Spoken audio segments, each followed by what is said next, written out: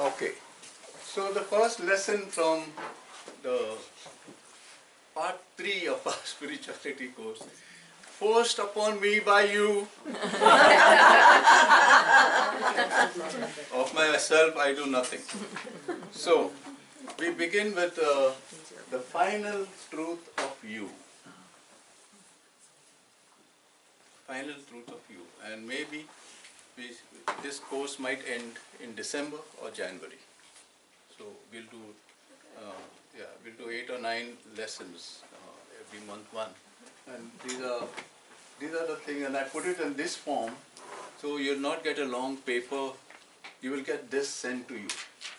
So you can read the points, and then I want you now to develop your own spirituality according to the points that come.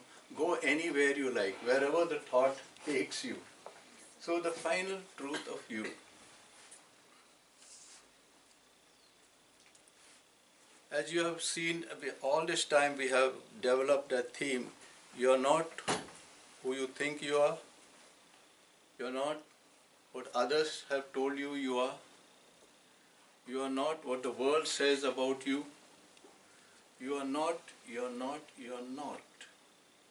You are a piece of the I am. And so you cannot describe yourself, you cannot give a picture to yourself, you have no visualization of yourself, you don't have anything of yourself except what has come to you from outside. And to this 2-3 years of the spirituality class, we have been trying to find who we are from the inside. So from the outside you'll get only lies, falsehood and things that come and go. But from yourself, from the heart-centered spirituality that I am teaching you, you will be more and more aware of the truth of who you are. You are love playing the game of being something else. Try to get that meaning. You are a piece of love walking on this earth, playing the game of being Father Nelson. Can you see that? I am playing the game because in truth, I am a piece of love. And what is love? Another word for love is God. I am a piece of God in the form of this Indian male priest. But that's not my reality. I am in the form of that. I am in the form. So what is my reality? This is my reality. I am love playing the game. See, there are very, very important things. You underline that. You are love, underline that. And in your meditation, when you go and do this for the next 1 month, because the next class will be 1 month from you, this class. So for the next, you are going to reflect on each word and not think about it. Don't think about it. Just say, I am love. And let not the ego say anything there. And let your heart in silence swallow that. And what am I doing? I'm playing the game. Get into that. What is the game that I'm playing? The game of being a woman. The game of being born and dying. The game of having a career. The game of being the boss. The game of having children. The game of wanting pleasure from wanting praises from others. The game. And then you will begin to tell yourself, I'm living a game. I'm living a game. And now I'm beginning to understand what it means to live a game. The game of being something else. So, therefore, enjoy life. Life is a game of playing to be somebody else. So it's not a somber thing. It's not something to be thrown away and all. So it is something to be. This life that we are leading is to be taken as lightly as possible. You are love playing the game of being something else.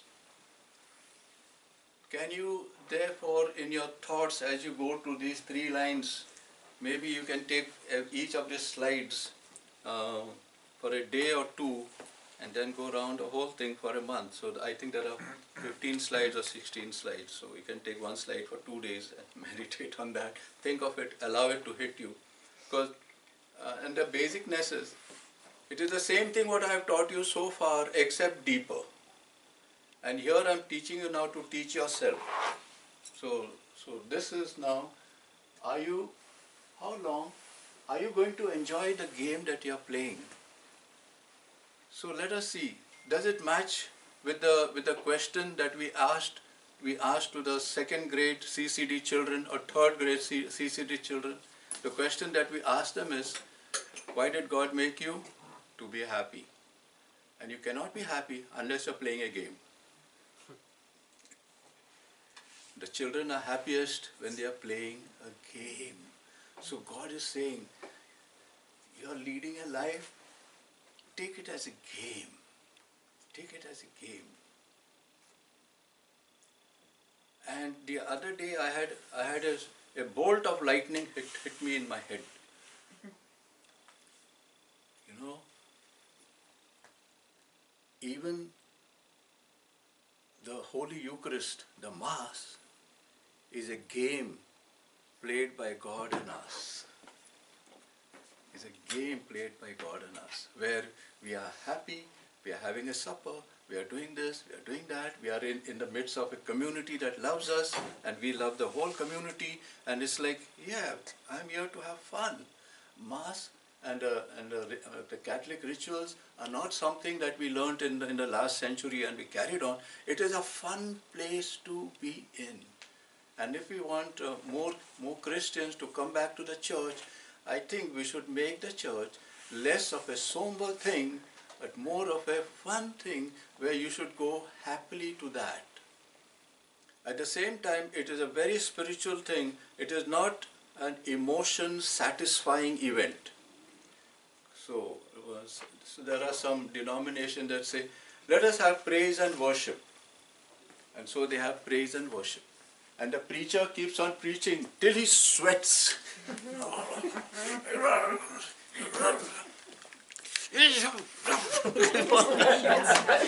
And at the end of 15 minutes, he takes out this. And who's that guy? I think Reverend Jakes or somebody like that.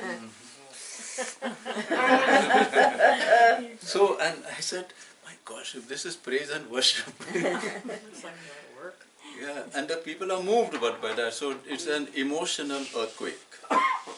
Whereas for us it is a different thing. But I think we also need to travel in a certain direction where we make the religious observances not entertainment, but more a play and more a thing to be enjoyed, to be rejoiced, to get together. Okay.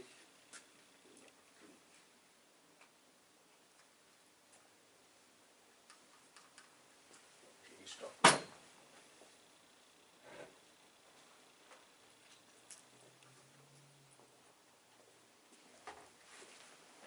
You remain as you were created to be.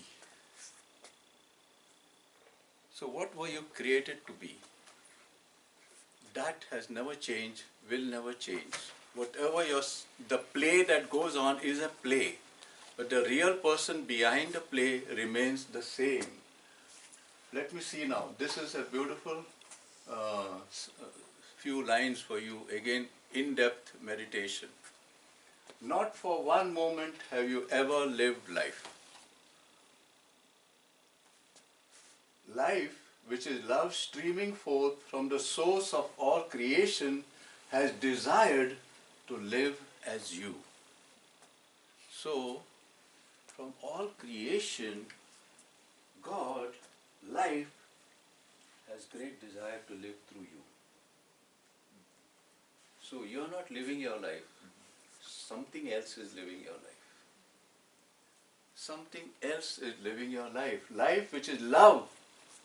Love which is streaming from the whole of creation is living as you. You are love that is living in the form of a human being.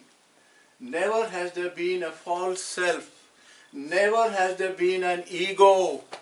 Those were lesson number 1, part 1 and part 2 is over. The ego, lock, stock and barrel is gone. Never has there been, except in your game, except in your illusions, except in your thinking. In reality, there has been no ego. In reality, there has been you, which is love, in the form of a human being. Period. In reality, no ego existed. In reality, therefore, never has there been. You are the thought of perfect love in form. So, you want to see perfect love in form? Here is he. You want to see perfect love in form? There she is. You want to see perfect love in form? There they are. You want to see perfect love in form? You can look anywhere and you'll see perfect love in form. Now, you want to see better than that, you want to see perfect love in form?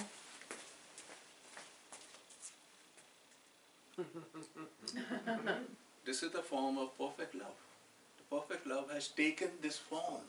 You can call it what you like, but this is the form that perfect love has taken. You want to see love in form, look out of the window. And therefore you have the saints say, you know what the saints say? I see God everywhere, I don't know what's wrong with me. So are you therefore trying to get into that there is nowhere where God is absent, and therefore I should be able to see Him everywhere. But everywhere I see things.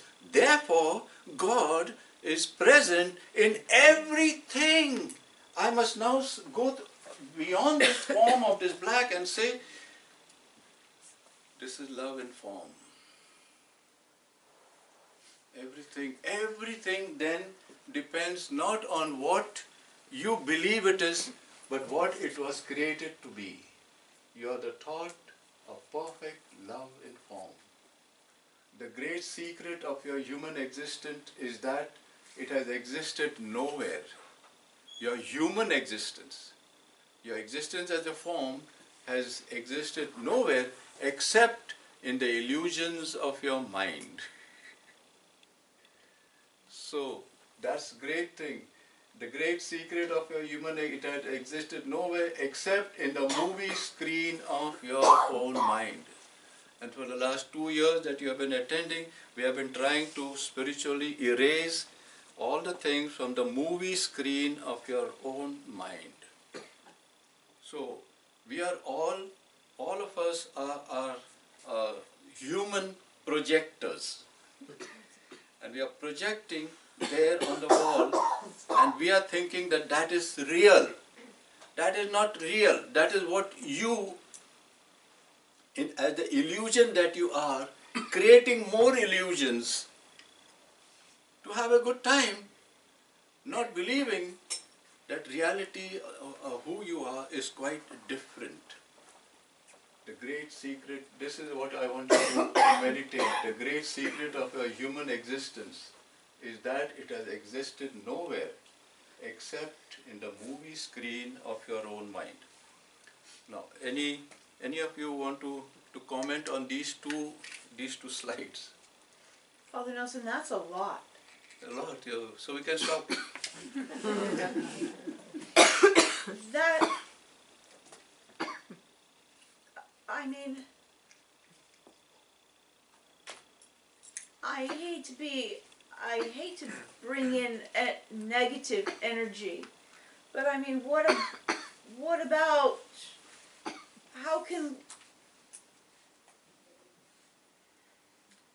what about bad things? Correct. So, How can we look at a poverty-stricken, dying child and say that is love? that is love in the form of that child. But it's awful. So that's your now. I know.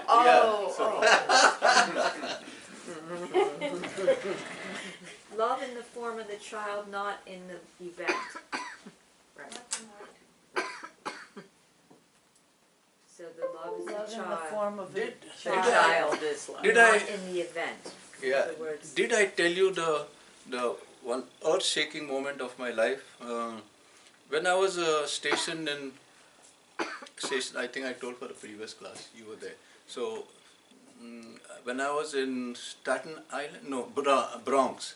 When I was in the Bronx, I used to go by the George Washington Bridge to New Jersey, and to go on the what is it, Turnpike or something it is called, and go there and go home, go to my brother's house from there.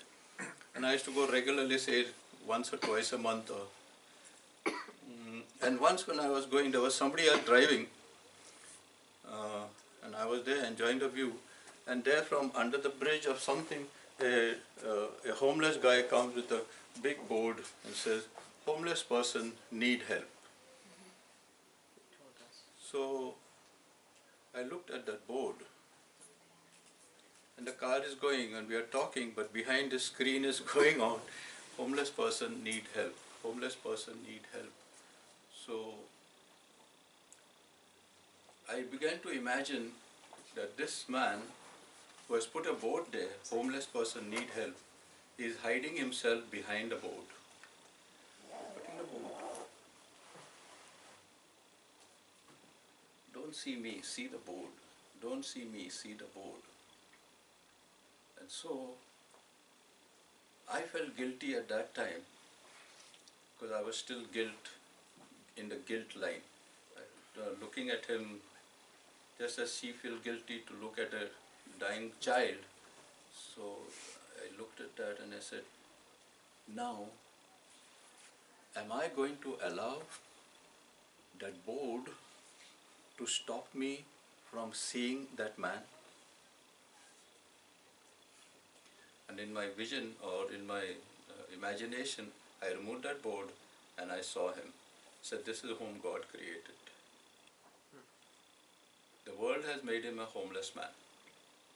He has identified himself as a human man, as a homeless man, which he is not, he is not, he is not, he is not. And so at that moment, I restored him back to his original identity. I said, he is a child of God, playing the role of being a homeless man, just as I am a child of God, playing the role of being a Catholic priest. End of story. That is God playing the role of being a hungry child. And that's how the whole thing of humanity and everything goes round and round. Everything has been perfected, shaped and put into this world by infinite love. We have to begin to see it that and not cast our interpretations of what it is. Well, that's all very well and good for me to say that. And for me to say, oh, okay, well, that starving kid is God and see ya. But the fact of the matter is that kid's still laying there starving. Yeah, but you don't know the purpose, you don't know anything. So first of all, when will you stop saying that?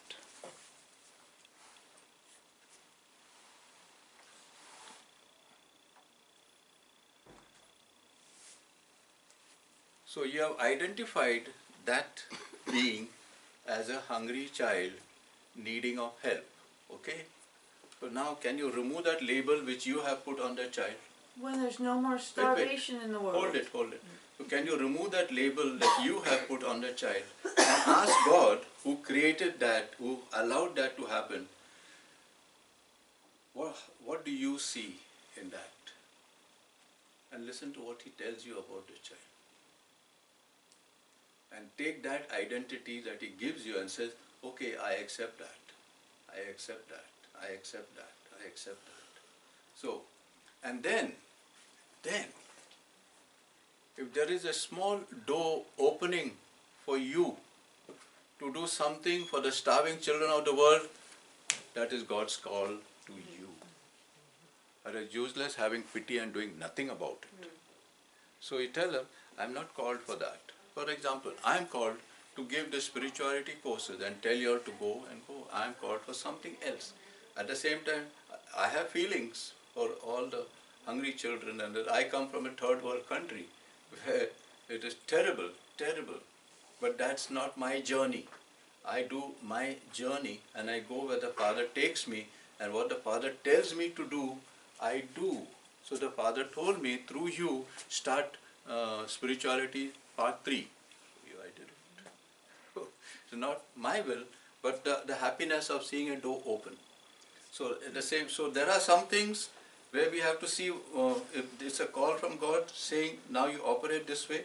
And there are, I think, some people here who are volunteers in so many places. Marian is volunteering in the VA, and somebody else is volunteering somewhere else, and somebody is teaching RCIA, and somebody is the parish secretary. And all of us here have stepped into doors. Every one of you. So that's the door where you find peace. That's the door where you find happiness. Do only that. Don't create a mess around. That may be open for somebody else to take care of the child. Okay. I got it. You got it? Great. Oh, it works. Mhm. It works. It worked, yeah. Do dreams have an effect? So this is what we are talking. So what we are seeing is all a dream, is all an illusion. Do dreams have an effect? As long as you choose to be identified with the dream, it has an effect on you. So if you go through your life and say, I am the one, and I choose to be this, and I choose to be that. I am the form of love. I'm love in the form of a human being, and that is true about me. So is Dwayne. He's love in the form of a human being, and so is that so is that homeless person. It is same God who is operating through me is operating in that homeless person. The same God is operating in that child who is dying on the street. The same God is operating in the guy who owns 5 airplanes and has scammed the whole country. But same God is operating in them. So we go according to that. All that needs to be remembered that you, as you taught yourself to be, actually never existed. You thought that you were an ego. You thought you needed to survive. You thought that you are a man, woman, this thing. You thought you are a Jew or a Gentile. You thought that you are a Catholic priest or a Protestant pastor. You thought that you were. All that needs to remember is that you, as you thought of yourself to be, actually never existed. That was an illusion. You remember this? I used to tell you all in the first class, we are all people going around with Halloween costumes. And there's somebody else. So for example, now again, if there is a love, get this. The truth is love.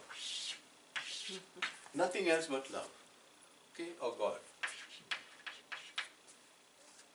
So, here you have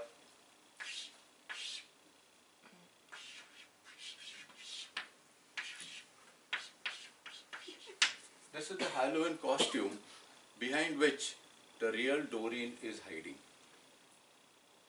So I can look at her and say that is Doreen, or I can look at her and say that's just a Halloween costume. I know who's under it. Under it is pure love. Now, you look at the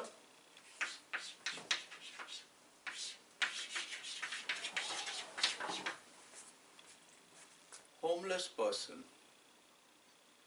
and what do? The same thing I did to Doreen. That is not a homeless person, it is love putting on a Halloween costume.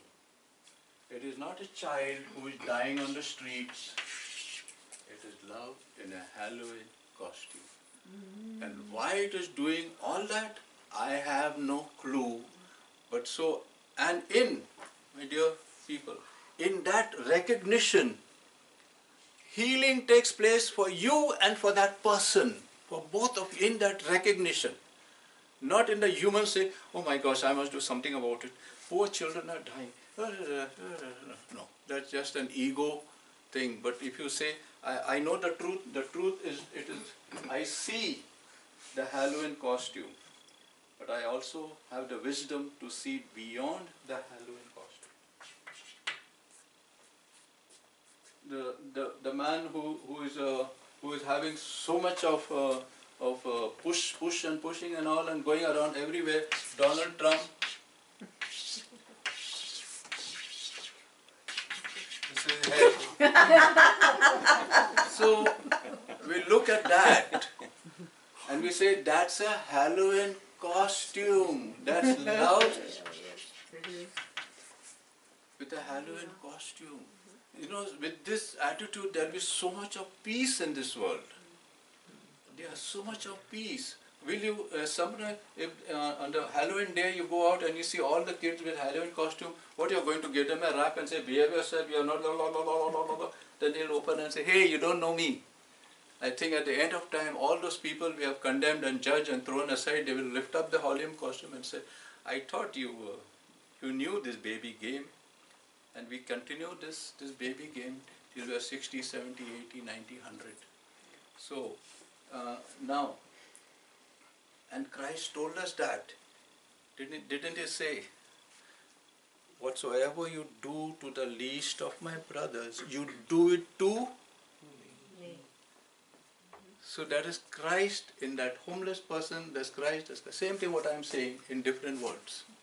So, if you don't mind a question, can I ask a question? You can always ask too. If you see a group of people being persecuted, and Yeah. or even slaughtered, is that something? My instinct is to stand up, really to get angry, and to want to do something about it. And it brings me to the question about like the starving child. You know, should we stand back? Is it okay to get involved? No. First, look at the child or whoever is being killed. You're saying, if somebody is being killed, look at that. And the killer also. Who is the killer? Is he love in the form in a Halloween costume? Yes. And who is that the one to be killed? Is it love in the Halloween costume? Yes. So love is doing something to love. Okay. Okay. But now you want to stand up for the vulnerable person. So wait for guidance. Wait for guidance. I must go, and so the next thing will be, why am I here? I am here to bring peace to these two opposing factions. So you will not go and slap this guy. You will try your best to make him see the right thing, bring peace to that. Because he is also love in the form of a human being. Okay. So all that you do is and show love to this person, show love to this person. If they accept it, well and good. If they not accept it, they are living on their journey and you say nothing. In the way of the cross, if you go for the way of the cross, on the way of the cross, while Jesus is going on the cross, all the people were out to kill him. Everybody was out to kill him. But one woman had the guts to stand up to the whole crowd and reach out to that Halloween costume and see behind the Halloween costume, and she saw God in that or saw love in that, and she takes a piece of cloth and wipes it in front of all the terrible murderers that were there. She did it. Veronica. Who? Yeah. Veronica. Yeah. So she did it. So sometimes we are called to be Veronicas in this world. Then we do it. And if we are doing it not with our ego, and if we are doing it from the love that is telling us to do it, then nobody can lift a finger against us. Nobody, because then you are doing exactly what love is playing, that game of getting you three together, and you therefore you play that game, and you tell yourself, he's love, and in our language we call the killer and the killed. So I want to show some sympathy, and it's coming from my heart. So I will go and do it, and they'll all give way for you, as the soldiers did. Stop their hitting and shooting of Jesus, give him a place to sit down, and she brings a cloth from somewhere and wipes his face, and in the wiping of the face, she brings love to to the dying, to the tortured man, and in return the tortured man gives her a gift, the gift of his face imprinted on the cloth, which is still seen. Isn't that great? Does it always have to be an action, or can it be an intention of peace? Anything, whatever love guides you. Okay. You say, I cannot tell you what action to do, then I'll be a Pharisee. So, yeah, what you have to do is what your love is prompting you from your heart, and nothing more or nothing less from that. Okay. Knowledge is that there is no place where you'll find a separate self from the mind of God. Okay, I'll go to the next slide. We have gone for a long time. So, desire. We are going to go through the 4 slides, next slides of desire, intention, allowing, surrender. So now we do desire. You have used the energy of desire to dream of separation. You desire to dream. And we went through that in course 2, where we said we planned our coming into this world long before we were born. So you have used by desire. So your life has been propelled because you have this desire to, and you have used you are living in the dream of separation. So what happens? Your life has been propelled by fear, judgment and doubt.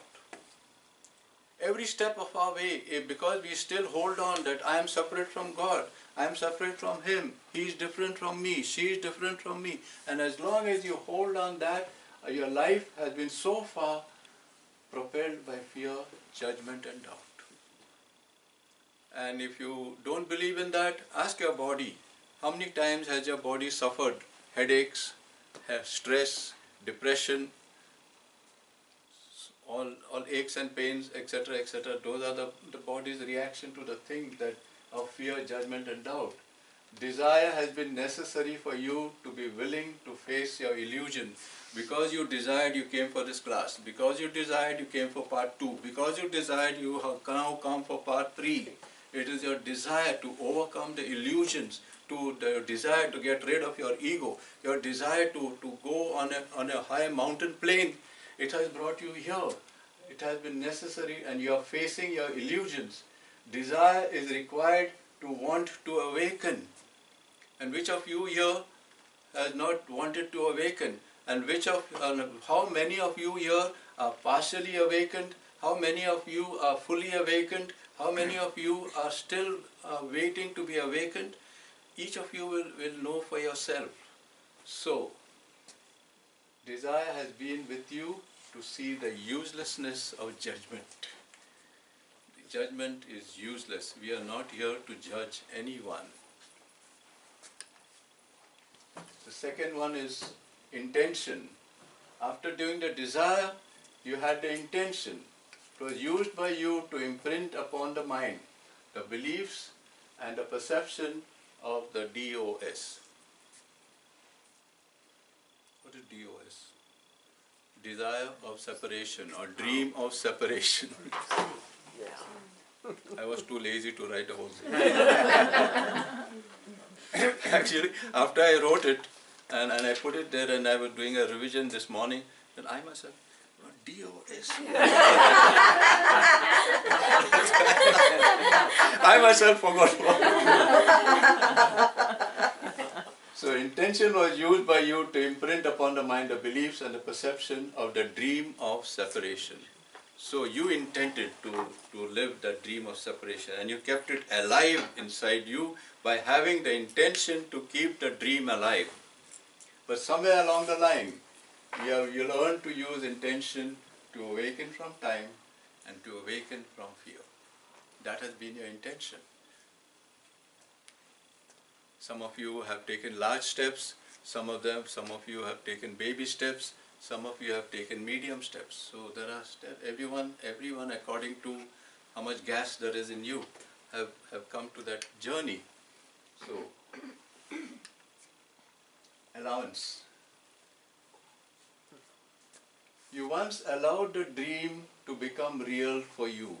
Isn't it true, from the age of 7 till you came for this class, and slowly the dream started dissolving like the clouds, and but you did it by allowing it to be. So I'm showing you how allowing has played a role in our lives. Because you have the power, you created worlds and believed that it was not you that did it.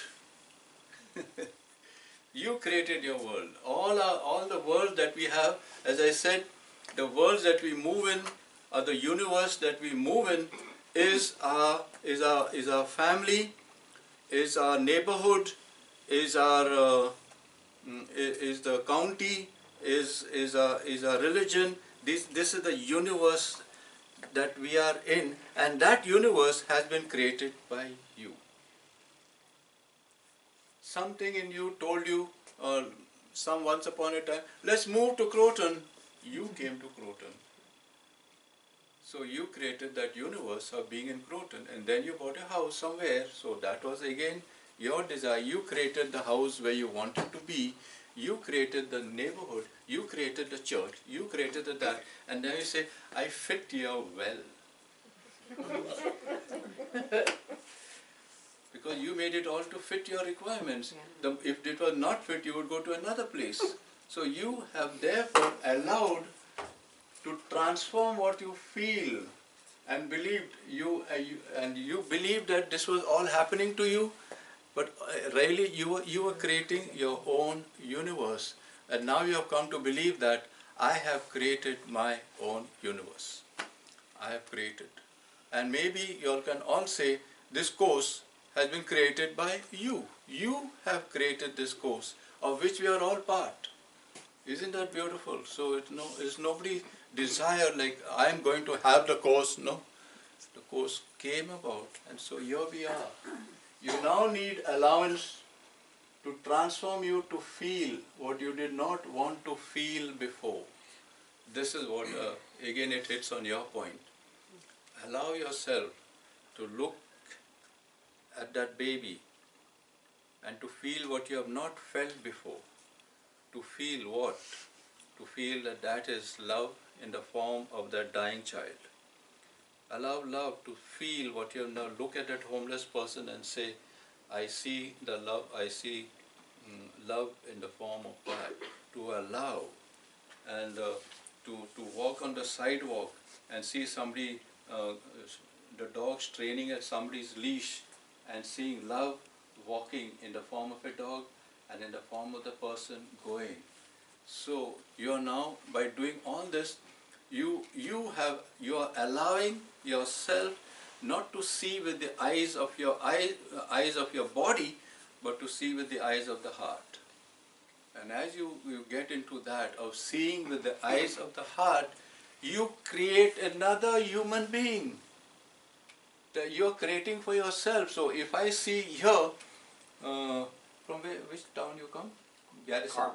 Carmel. So if I see here a man from Carmel, so I can say describe him and keep him. So that's the label I'm giving him, but I want to create something else.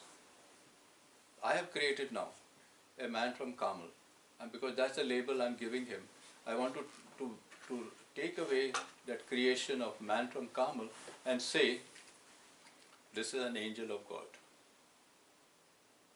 So I have created an angel so that I can be loved and I can love an angel. But if I say man from Carmel, it's quite different from saying angel of God. Or I can now create another thing. He's a devil in the form of a human being. Can you see that? Yeah. And so we have that separation. Or I can go again and create. So we are creating other people and making them be what we want them to be. So now I create him again and I say, this is Jesus Christ in the form of Dwayne. Because Jesus says, as long as you do it to the least of my brothers, Dwayne, you're doing it to me. You're doing it to Christ. Therefore, that's not Dwayne, that's Christ. How can it be both at the same time? So it's for us, therefore, to remove one and give more tolerance, more acknowledgement of one or the other. And that person will behave like one or the other. And your attitude towards that person will be one or the other. And so your whole life is creating people. You are creating a mess, or you are creating a heaven. So let me tell you, God has not created a hell or a heaven because He knows you're quite capable of doing it yourself.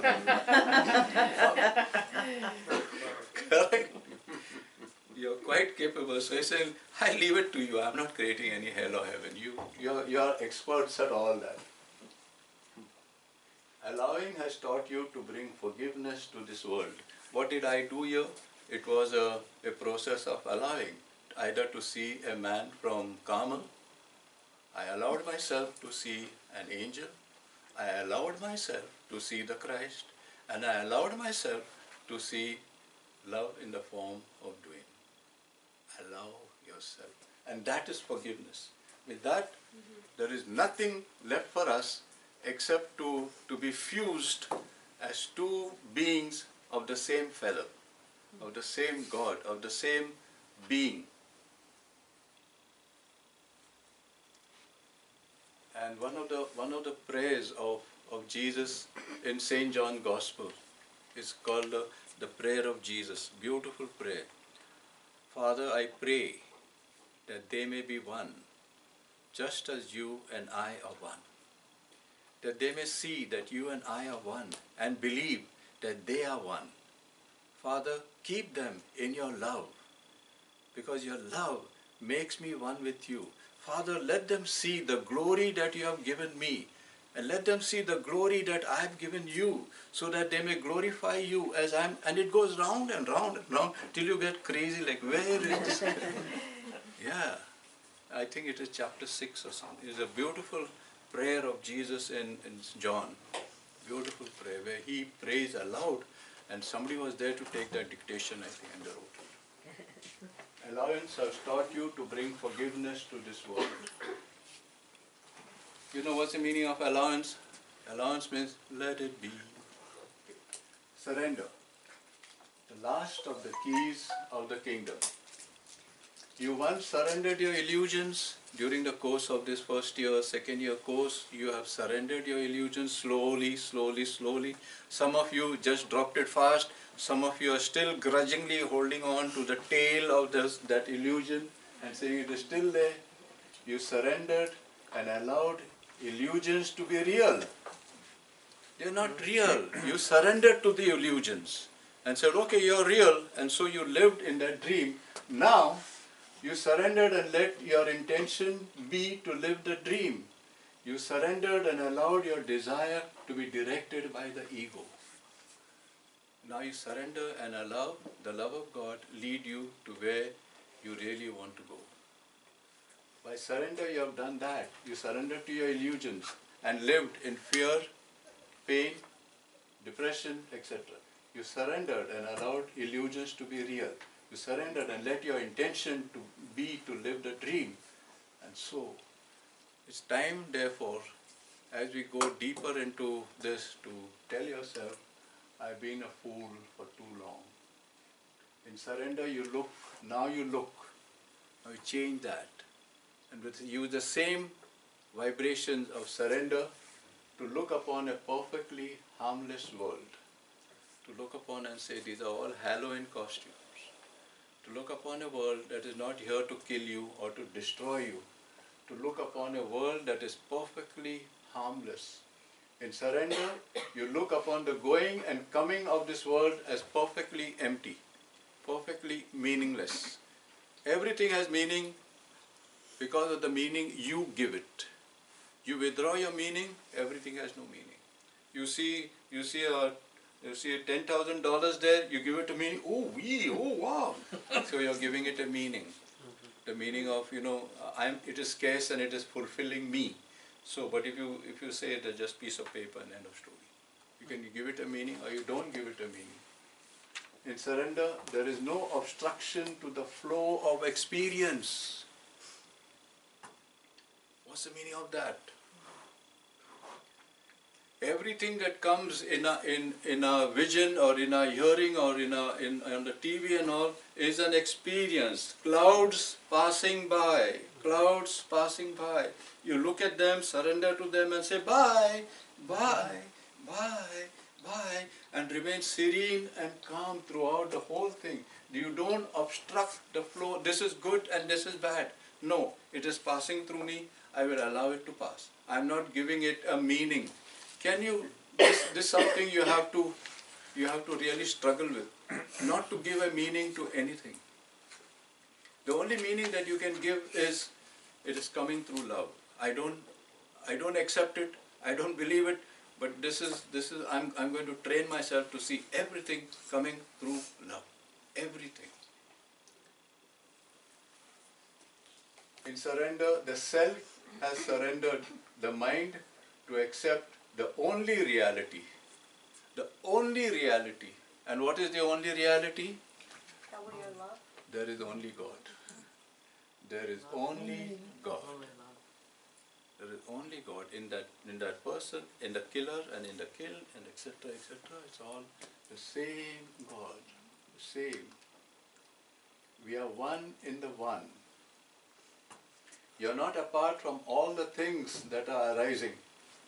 The awakened mind that abides in perfect knowing no longer obstructs perception, feelings, thoughts and experiences. It allows.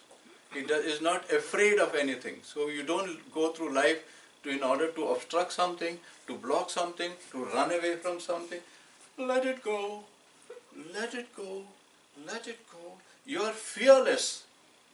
Why you're fearless? Not because you're brave. You're fearless because you know that it's an illusion. You know it's something with a Halloween costume. And you're saying, I am not going to be scared of Halloween costumes anymore. At the most, this Halloween costume will disappear, which means this body will die. So what? The last fear is a fear of death. This body will die. Okay, so what? So what? I'll be on the streets. So what? Who will be on the streets? This body. And the love that this body carries within it. Okay? Do not seek to change anything. That's another thing. And I preach on this quite often. We are not here to fix anybody or anything. No, no, no, no, no. The moment you get the thing, I must correct that, or you must correct that, or you must do that, or I must fix that, I must show them the right way, you're again believing, you're trying to change or to redesign the Halloween costume. That's all we can do, redesign other people's costume. You have never looked upon another. Yeah, it wants only to abide in its own nature, to allow life to flow from that nature, dancing as millions of forms.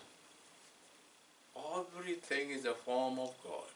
So here we come to what they call this pantheism. For the Hindus, they are pantheists. So they say that this is God. This is God. That is pantheism. Pantheism means God in everything, God as everything.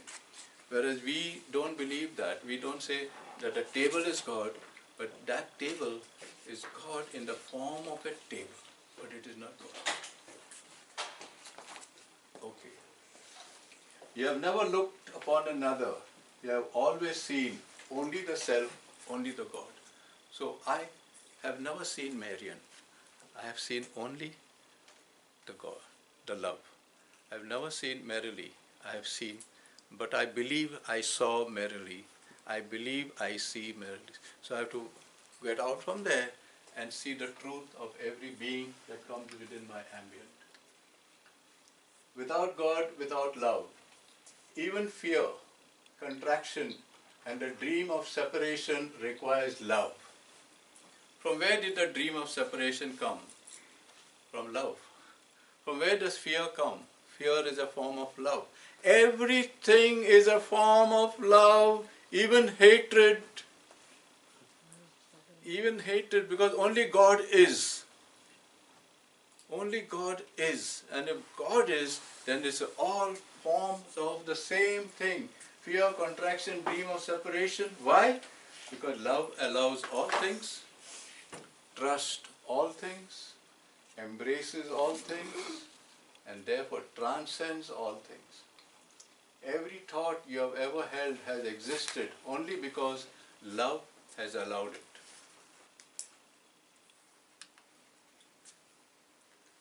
So use your power to awaken. In truth, suffering does not exist. In truth, suffering does not exist. But if you want to suffer, you can suffer. In truth. Because only love is real. Only when you have given up attachment to the modes, to the modalities, the meditation, the prayers, the theologies, the textbook, only when you make the decision to abide in the simple knowledge that the Father and you are one, only then does true and real knowledge permeate your awareness. You get that? You get, anybody can understood this? Or you have some point? So let me see. Only when you have given attachments, so don't think that you can reach God through theologies. You can reach God through prayers. You can reach God through meditation. You can reach God through, these are only modes. But when you make the decision to abide in the simple knowledge that the Father and you are one, then no need to read any book, study any theology, say any prayers, because you cannot say a prayer to someone who is fused with you. You can only say a prayer to someone who's there. So you have to say a prayer to someone who's there. But that is why Jesus told us, and I was thinking of that some years ago, I think I told you, when Jesus says, pray always. How can you pray always? And the only way to pray always is to abide in the simple knowledge that the Father and you are one. That's the height of prayer. So if somebody asks you, where are you going? I'm going to church. Why? To pray? No, I pray always. But Father, it's easy to forget that Yeah. the Father and I are one. It's easy. It's easy in the beginning to forget. But as you keep on being more and more aware, I forgot. But you don't have to make an effort. Just tell yourself, I forgot, and carry on, and carry on. And then don't accept any other thought in your mind, except this thought to be there. Well, prayer for me, at times when I feel that I've forgotten, intentional prayer is, I feel, needed to remind me that the Father and I are one. But I guess prayer can be dangerous because prayer can help further, depending on how you use it, further the illusion of separation. Can you see that of all the people in the world, the people that Jesus did not like at all were the people who prayed. Yes. Who prayed and made the laws and wrote the books and all those things, the Pharisees and all. He was always kicking them in the butt hard. Every time he got an opportunity, you hypocrites, you this, you that, you are writing the books, you are doing that, you are making the laws. But you forget to see God in your neighbor. And so that, my dear friends, is the truth. But Father, is it okay to like to read the... I like reading books. Who said not to read? I never said not to The read. books. No, but I am saying if you can do that. I think last week I gave her one book to read. She came to my office, there was a book lying on the table. I said, now you read this book. So I gave her one book to read. Okay, so it's okay to read. Who's saying not? No, You don't. just said that. I know, but that is not good enough. What he's saying is, What? Yeah. if you can only think that that's the only way to find God, Oh, okay. not right, not that, not to read, but not to Okay. read to find God, to find God in you, not through the book. God, And it To says don't find God, the Father and I are one. Then you read a book and see what whatever it is. But you're not finding God there. You already believe He's in you. Right. So you don't have to read a book to know that He is in you. But you can read a book to pass the time, to know to gain in knowledge. But you can never gain in wisdom, because wisdom God gives you from inside.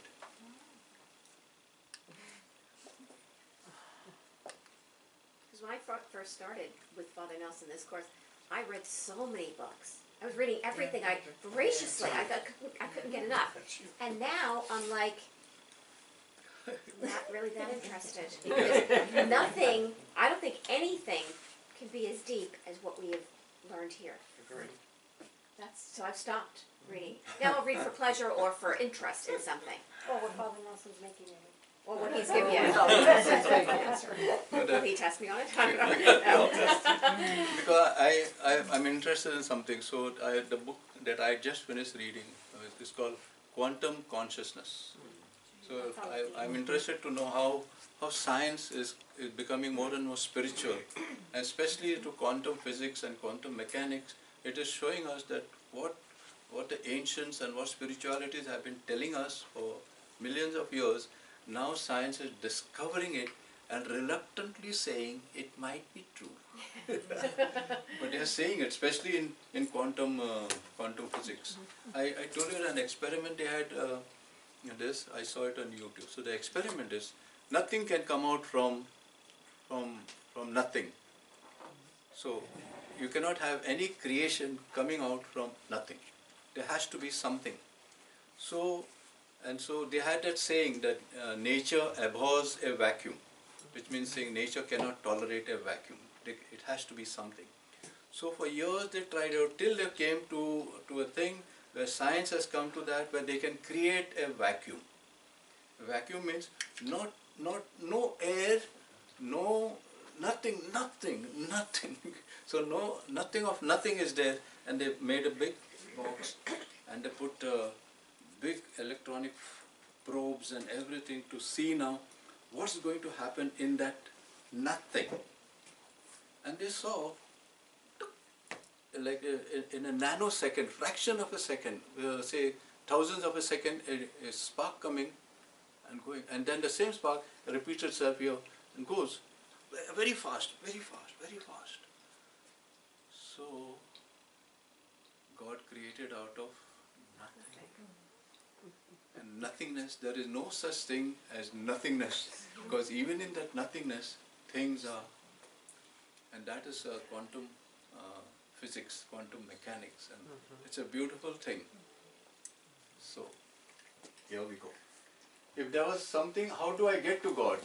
Somebody asked, now I want to go to God, I have to pray, I have to read a book, I have to go for way of the cross, I have to go for adoration. If there was something you had to do to get God, then God is apart from where you are. But if He is a part of you, you don't have to get Him, you don't have to do anything to get Him. So you Do don't you- have to pray to Him. You don't have to pray to Correct, Him. correct. See, do you need to pray, meditate, offer sacrifice to get to God? God is always present, for He cannot be separate from Himself. For you are love itself, manifesting itself as a human being. You guys should get good sleep after all this. Oh my. So this is now, Oh my. we are here. What is life? Yeah. Yes. What is life? Nothing can prevent you from looking with love and allowing the play and display of form to continue its dance. So the play of form, so the Hindus they call it Maya. Maya is the play of form. It's like what they say, the Shiva and the Brahma and all are having a ball and they're just playing and so nothing can prevent you from and so you look at the play, you see somebody dying, okay. You see somebody becoming having birth, so you see somebody having pain, you see somebody getting married, you see, and you see the evolved evolution of form going on, and you're not taken aback because that's the reality that goes on. So you are seeing the dance, perpetual dance of birth and death. So you're not too happy, somebody is born, oh my gosh, I got 3 grandchildren. Father Nelson, then who's in the Eucharist? Who? What? I don't know. We receive the Eucharist. Great. We're Yeah. receiving Yeah. Christ. Bread in the form of Christ. Christ. Christ in the form of bread. So- So He's supporting what we are all doing. If Christ instituted that, so that we can now see not only Him in the form of bread, but see Him in the form, as long as you do this to the least of my brothers, you did to me.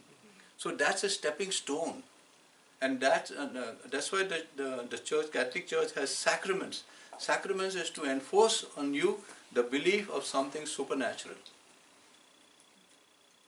So we begin to live life seeing the form displaying itself, birth and death, somebody dying, then creation and dissolution, a new road comes and a new road goes, a building goes up and there's a fire and the whole thing burns, joining and distancing. So it is called the cycle goes on and on and on and on. It has done so right from the beginning of the world and it will carry on. Birth gives rise to death. Death gives rise to birth in a ceaseless display. Not as something struggling for life, but as life itself. So nobody is struggling for life, but life itself is living that cycle of birth and death, of creation and dissolution, of darkness and light, of breaking and rebuilding. It goes on and on and on. And you, like the Brahma, the Hindu god, looks and watches everything and he says, good. So everything goes. But as life itself.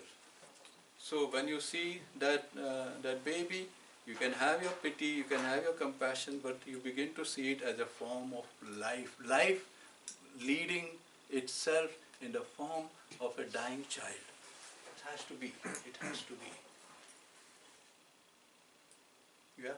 So if life deals us a difficult card in the shape of a diagnosis or tremendous suffering, and you watch someone go through this, are you supposed to look at it, is it because that person the person himself, I'm not saying mine, but they haven't surrendered and allowed the suffering to happen? If someone is suffering a lot, going through a tremendous illness, and they can't accept it. Yeah. So are they going against the tide in a way? They haven't really, like the Buddhists would say, go with the flow. Is it whenever we bug the tide, that's when we create suffering for ourselves? Yeah. So we can create suffering. Yeah, but what is the suffering? That suffering is an illusion, because only the illusion can suffer. The real Christ never suffers. The real child of God never suffers. Who gets sick? The body gets sick. You never get sick. You are beyond. The truth of you is you are beyond. But if you identify yourself with the body, then the whole you have to write another book on that. Once you identify with the body, that's what we have done. Identification with the body is equal to suffering. But it's very difficult to separate your physical body from when you have real pain. Then don't identify yourself with the body and say I'm in pain. For example, now I'm in pain. So, but I'm not saying this is I have to, what is that, hate myself or I'm in pain. That's a natural thing. It comes and it goes. Tomorrow I might get cancer. So okay, when it comes, I'll go. So it's a going, accepting the flow of life and not resisting it. You can either live in resistance and have your whole being geared up to resist, or you can live your whole thing as saying, like, not in a lethargic way, not in a way of laziness, not in a way of, I got nothing to do with the world, but in a way of, I know the truth. I know the truth. I know the truth. I know the truth. And with that, the truth will set you free. From what? From judging others. The truth will set you free to look beyond the form. The truth will set you free to be what you were really created to be. And you will have no greater joy but to arrive at each moment of your life with nothing to be acquired. Imagine a life in which I have nothing I need to acquire, nothing to be accomplished, nothing to be resisted.